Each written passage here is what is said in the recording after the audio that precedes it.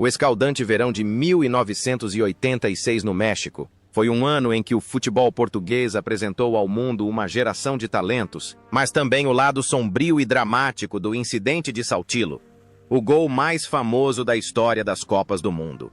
No verão de 1986, a seleção portuguesa emocionou os torcedores ao retornar ao cenário mundial após 2 décadas de ausência, protagonizando uma jornada emocionante no México. Com uma geração de jogadores considerados verdadeiros artistas e um estilo de jogo ofensivo e vibrante, iniciaram o torneio com uma improvável vitória contra a poderosa Inglaterra. Mas por trás daqueles momentos fugazes de glória, jaziam os destinos singulares dos 22 jogadores. Quase 40 anos se passaram, e o tempo deixou marcas diferentes em suas vidas. Alguns continuaram a conquistar novos patamares como treinadores. Outros escolheram um caminho mais tranquilo para contemplar a vida, e outros ainda tiveram que encerrar sua jornada com uma tristeza imensurável. Vamos relembrar a trajetória tumultuada dos jogadores que formaram a alma de Portugal naquele ano. Augusto Inácio personificava a compostura e a experiência na defesa. Aos 31 anos, era um dos líderes discretos, um guardião confiável na lateral esquerda. A atuação de Inácio na Copa do Mundo do México de 1986, apesar da turbulenta situação interna da equipe, demonstrou absoluto profissionalismo, jogando os 270 minutos completos da fase de grupos. Ele não era apenas um zagueiro sólido, mas também ditava o ritmo do jogo, dando cobertura aos seus companheiros mais jovens com a visão tática apurada de alguém que havia provado o sabor da glória com o FC Porto. Após sua temporada no México, a carreira de Inácio continuou a brilhar em nível de clubes, quando conquistou a Taça dos Campeões Europeus com o Porto em 1987. Depois de se aposentar dos gramados, dedicou-se à carreira de treinador e obteve grande sucesso, principalmente com a conquista do Campeonato Nacional com o Sporting CP em 2000, encerrando um jejum de 18 anos sem títulos para o clube. A vida pessoal de Inácio é a imagem de um homem dedicado à sua profissão, sempre mantendo a compostura e a integridade. É notável como a imagem de um herói silencioso em campo se reflete em sua vida real. Ele não precisa de glamour, mas onde quer que esteja, há estabilidade. Hoje, aos 70 anos, Augusto Inácio desfruta de uma vida tranquila, aparecendo ocasionalmente como comentarista de futebol, mantendo o mesmo amor e paixão pelo esporte de seus primeiros anos.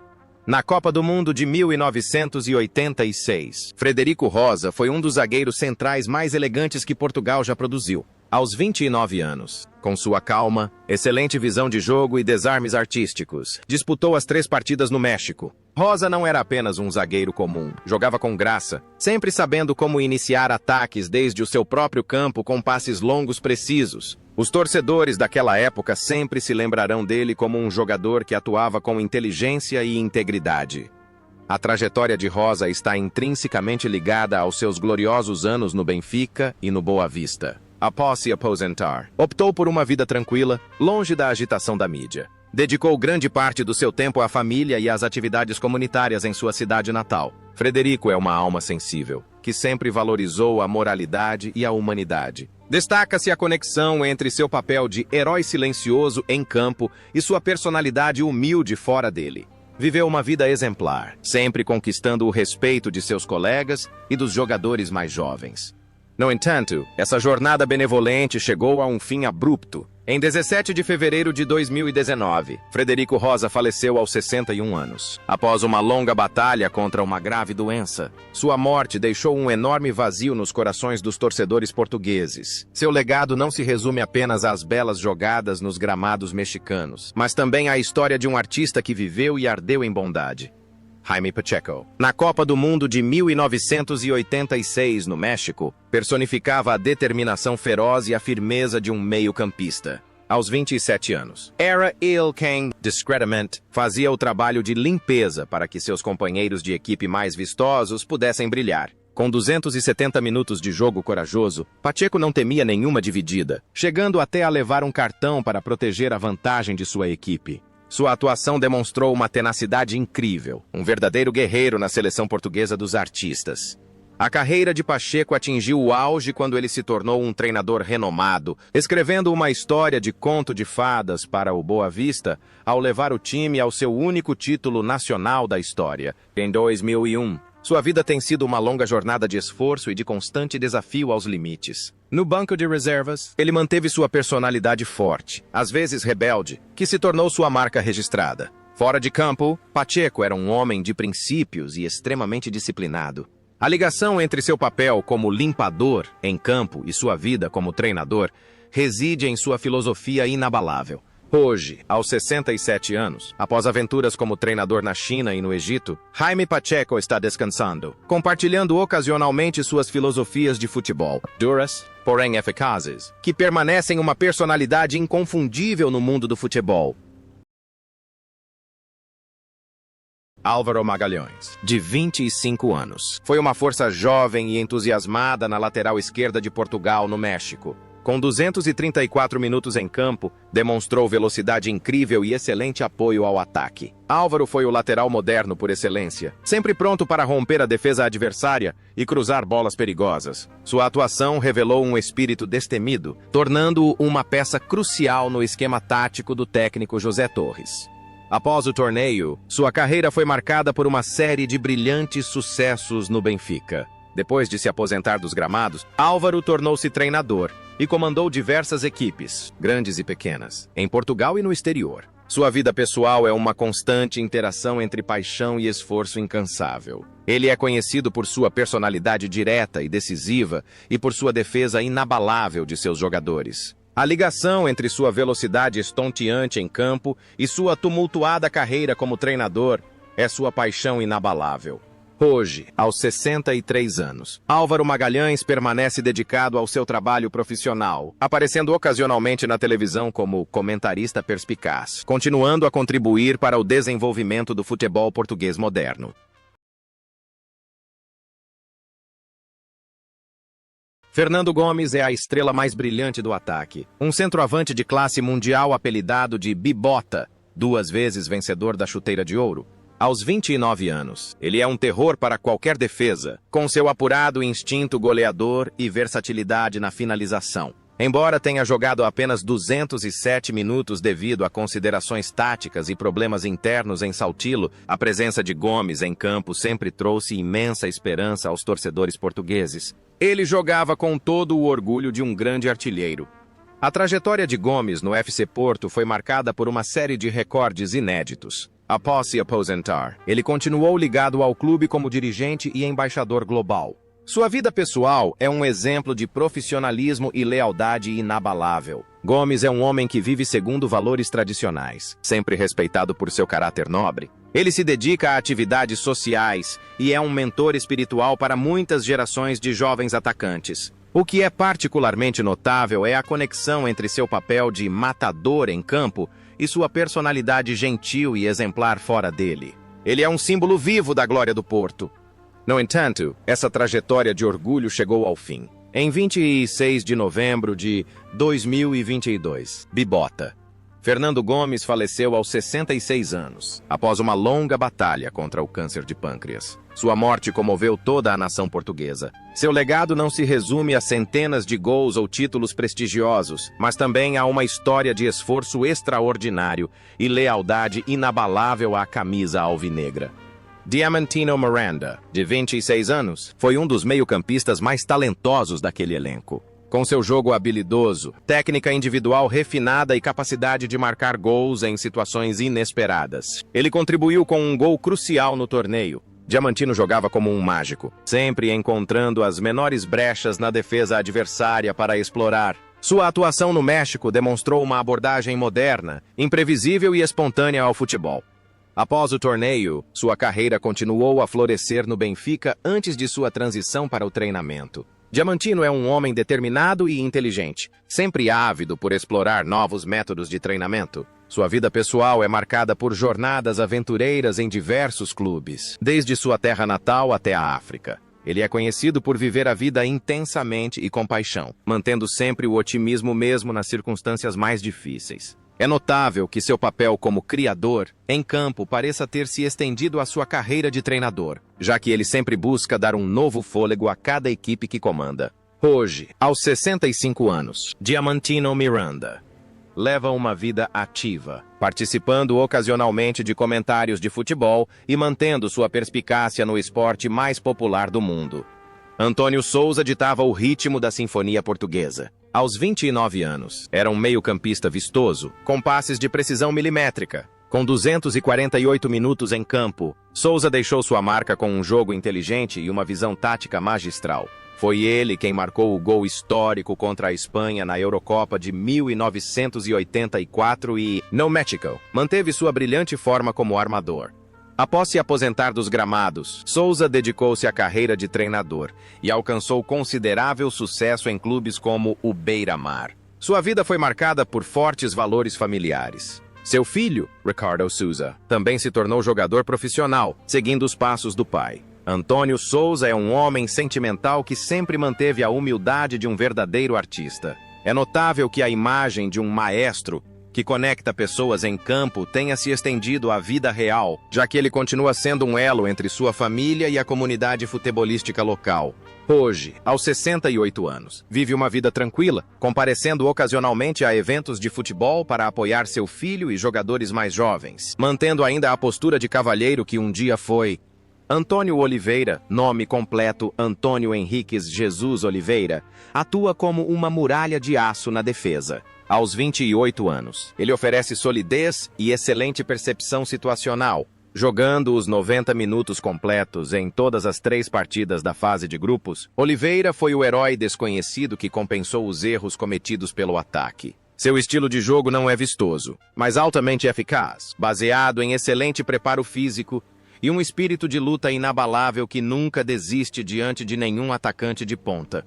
Após se aposentar do futebol, Oliveira não escolheu o caminho glamouroso sob os holofotes, mas sim se dedicou aos negócios e, occasionalmente, prestou auxílio a clubes de futebol locais. Sua vida tem sido tranquila, longe de escândalos e da atenção da mídia. Ele construiu uma vida familiar estável, onde pôde ser ele mesmo após anos de estresse nos gramados. O que chama a atenção é que a imagem de um leal guarda-costas em campo parece ter se manifestado plenamente em sua vida pessoal, já que ele sempre foi um apoio sólido para sua família e amigos. Hoje, aos 67 anos, Antônio Oliveira vive uma vida tranquila, assistindo ocasionalmente a jogos de exibição de ex-jogadores, revivendo as corridas de sua juventude e relembrando um verão mexicano tempestuoso, porém inesquecível.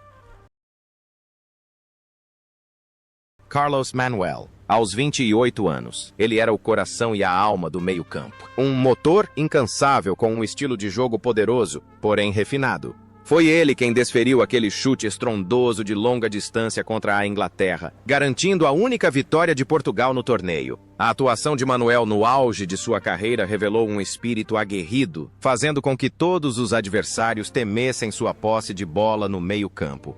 Sua jornada após o México o levou a novos desafios na Suíça, antes de retornar para casa. Carlos Manuel é sempre lembrado por sua personalidade direta, às vezes impetuosa, mas sempre orgulhosa. Após se aposentar dos gramados, também iniciou uma carreira como treinador, deixando sua marca em clubes de médio porte. Sua vida pessoal é bastante reservada. Ele opta por equilibrar a glória do passado com o presente, participando de atividades comunitárias e treinamento de jovens. O que instiga a reflexão é o estranho contraste. Em campo, ele era um guerreiro feroz, mas fora dele, Carlos Manuel era uma pessoa introvertida, sempre preocupada com o desenvolvimento do futebol português. Hoje, aos 66 anos, ele passa tempo com a família e desfruta dos prazeres simples da vida rural, deixando como legado um gol que será sempre lembrado como um dos momentos mais gloriosos da história do futebol português. Vítor Damas foi uma figura imponente no gol de Portugal naquele ano. Aos 38 anos, era o jogador mais velho da equipe, mas ainda possuía reflexos excepcionais e um estilo de jogo incrivelmente elegante. Com 180 minutos em campo após a lesão de Manuel Bento, Damas demonstrou sua classe atemporal. Ele não só defendia chutes com as mãos, mas também com a inteligência e a experiência de um goleiro lendário. A carreira de Damas foi uma declaração de amor ao Sporting CP, onde é considerado o maior goleiro da história do clube. Após se aposentar, dedicou-se ao treinamento de goleiros e sempre inspirou as novas gerações. A vida pessoal de Damas foi um exemplo de elegância e nobreza. Ele sempre tratou a todos com respeito e humildade. É notável que o papel de protetor em campo tenha permeado sua vida, sendo sempre uma fonte de apoio emocional para sua família e para o clube. Ele viveu uma vida totalmente dedicada ao futebol até seus últimos anos. No entanto, essa jornada gloriosa chegou ao fim mais cedo do que o esperado. Em 13 de setembro de 2003, Vítor Damas faleceu aos 55 anos, após uma grave doença. Sua morte foi uma perda irreparável para o futebol português. O legado que ele deixou é o de um goleiro artístico, que redefiniu a posição com sua elegância e extraordinária coragem. Antonio André, de 28 anos, foi o pilar da equipe portuguesa no México. Com 161 minutos de jogo intenso, atuou como um verdadeiro pilar defensivo, impedindo ataques de longa distância do adversário. André não é do tipo que busca jogadas vistosas. Ele assume as tarefas mais difíceis, disposto a se sacrificar para proteger o meio-campo. Sua atuação demonstrou a tenacidade e o espírito de luta típicos de um jogador do FC Porto. Após o sucesso no México, a sua carreira entrelaçou-se com a era de domínio do Porto na Europa. Depois de se aposentar, juntou-se à equipa técnica do clube e dedicou-se a desenvolver o talento do seu filho, André, que mais tarde se tornou um jogador fundamental para o Porto. Antônio André é um homem disciplinado e reservado que age sempre em prol da equipa. É notável como a imagem de um trabalhador incansável em campo se reflete na vida real, trabalhando arduamente nos bastidores para apoiar o sucesso da sua família e do clube. Hoje, aos 67 anos, vive uma vida tranquila no Porto, aparecendo ocasionalmente para apoiar o filho, mantendo a mesma resiliência e espírito inabalável que tinha na juventude. Paulo Futre era o nome mais empolgante do mundo aos 20 anos. Apesar de ter jogado apenas 153 minutos, cada vez que entrava em campo, incendiava as arquibancadas com sua velocidade incrível e dribles mágicos pela lateral. Futre representava a nova geração de ouro do futebol português. Um talento precoce, com uma confiança impressionante contra adversários renomados e experientes. A carreira de Futre atingiu o auge no Atlético de Madrid, onde se tornou uma das maiores lendas do clube e ficou em segundo lugar na disputa pela Bola de Ouro de 1987. Sua vida foi uma série de eventos inspiradores, mas também marcada por altos e baixos devido a lesões. Futre possuía uma personalidade extremamente carismática e alegre, e sempre viveu a vida intensamente. Após se aposentar, tornou-se profissional da mídia e uma figura de grande influência no mundo do futebol. Notavelmente, seu papel como um jogador decisivo em campo parecia ter se enraizado em sua vida, pois ele sempre soube como brilhar e causar impacto em qualquer área em que atuasse. Hoje, aos 59 anos, Paulo Futre continua sendo um ícone de energia e paixão, inspirando gerações mais jovens de jogadores com sua ambição de alcançar os mais altos patamares. Jaime Magalhães, de 23 anos, traz juventude e estabilidade ao meio-campo de Portugal. Em campo durante 109 minutos no México, demonstrou um estilo de jogo diligente, aparecendo sempre no momento certo para dar cobertura e distribuir a bola. Jaime é um jogador versátil, inteligente e muito disciplinado, que executa com discrição os planos táticos do treinador. Sua carreira esteve intrinsecamente ligada aos gloriosos anos do FC Porto, conquistando inúmeros títulos, entre eles a Liga dos Campeões. Após se aposentar dos gramados, optou por uma vida tranquila, dedicando-se aos negócios e à família. Jaime é uma pessoa modesta e serena, sempre querida pelos amigos por sua sinceridade. O que chama a atenção é que a imagem de um herói silencioso, em campo, se manifestou plenamente na vida real, encontrando a felicidade nas coisas mais simples, longe dos holofotes. Hoje, aos 62 anos, Jaime Magalhães vive uma vida plena no Porto, encontrando-se ocasionalmente com ex-companheiros para relembrar uma juventude vibrante e repleta de orgulho.